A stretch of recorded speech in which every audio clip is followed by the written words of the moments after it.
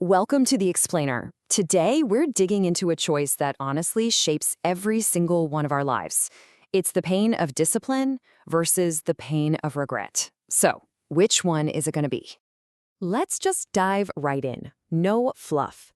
There's this unavoidable truth about life, and it's that everything is hard. Staying fit? Hard. Being unfit? Also hard. Making money is hard.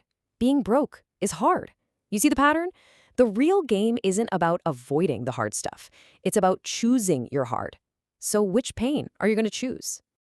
And this isn't some simple choice between easy and hard. Nope. It's a choice between two very different kinds of pain. On one side, you've got the pain of discipline. It weighs ounces. You feel it today, you get it over with. But on the other side, the pain of regret. That weighs tons, and you carry it forever.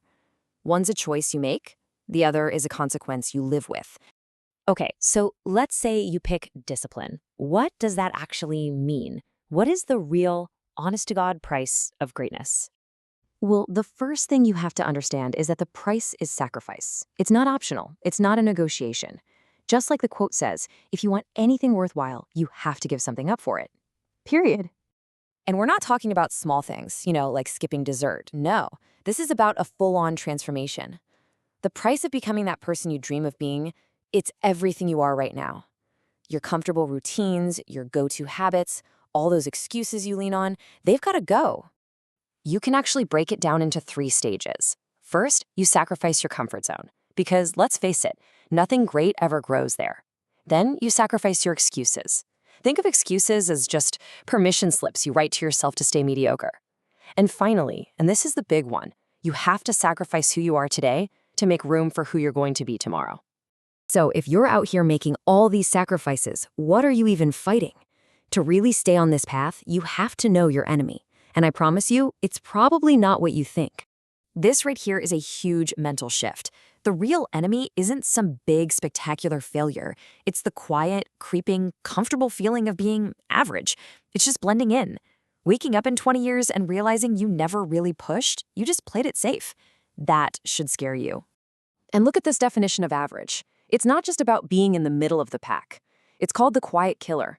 It's a state of being where you slowly become physically soft, mentally weak, and you just kind of drift along, never even trying to see what you're made of.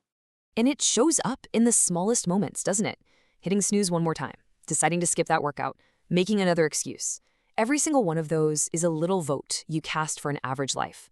Your real character? It's built in those moments when nobody else is watching. Okay, so you've accepted the price, you know the enemy. What now? What's the weapon you use to fight back? The weapon isn't some secret hack or shortcut. It's just an unbreakable mindset. It's relentless persistence. Your superpower is becoming the person who just refuses to quit. I mean, think about it. How can anyone possibly beat someone who will not, under any circumstances, stop?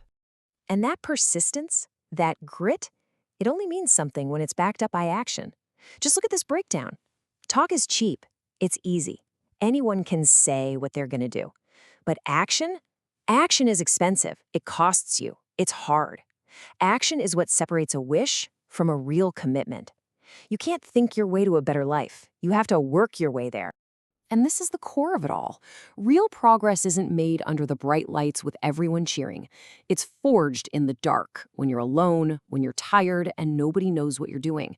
The work you put in when the only one holding you accountable is you, that's where greatness is born. This whole way of thinking completely changes the definition of winning. If all the real, important work happens in private, then what's the real scoreboard?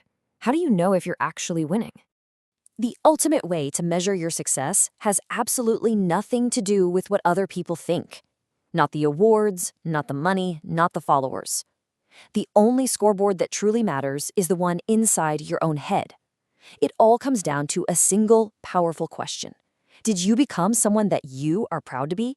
It all boils down to this: earning the respect of the person looking back at you in the mirror. That conversation you have with yourself, that dialogue between who you are and who you know you could be, that is the only game you need to win. You win that conversation and you've won everything. And that brings us right back to where we started.